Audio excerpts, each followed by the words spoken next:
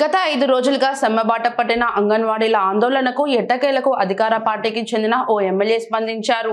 దీక్షా శిబిరాన్ని సందర్శించి మీ సమస్యను ముఖ్యమంత్రి దృష్టికి తీసుకెళ్తామని హామీ ఇచ్చారు. ఇంతకీ స్పందించిన ఎమ్మెల్యే ఎవరంటే ప్రభుత్వ చీఫ్ విప్ ముదునూరి ప్రసాద్ రాజు. పశ్చిమ గోదావరి జిల్లా నర్సాపురం అంబేద్కర్ సెంటర్లో దీక్ష చేస్తున్న శిబిరాన్ని ముదునూరు సందర్శించారు. ఈ సందర్భంగా అంగన్వాడీలు ముఖ్యమంత్రి ఎన్నికల్లో ఇచ్చిన హామీలను ఆయనకు గుర్తు చేశారు. స్పందించిన ప్రసాద్ రాజు మీ సమస్యల పరిష్కారం నా స్థాయిలో లేదని ముఖ్యమంత్రి దృష్టికి తీసుకెళ్లి పరిష్కరించే దిశగా కృషి చేస్తానని హామీ ఇచ్చారు.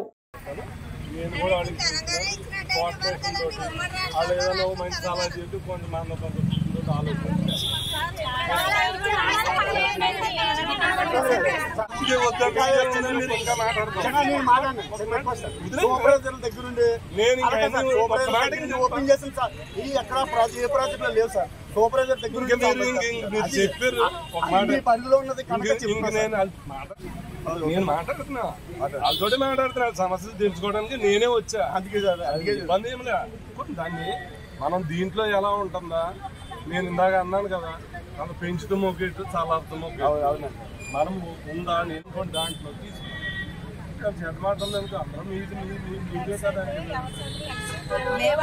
ఒక మాట లేకపోతే సంతోషం, వాడవకపోతే సంతోషం.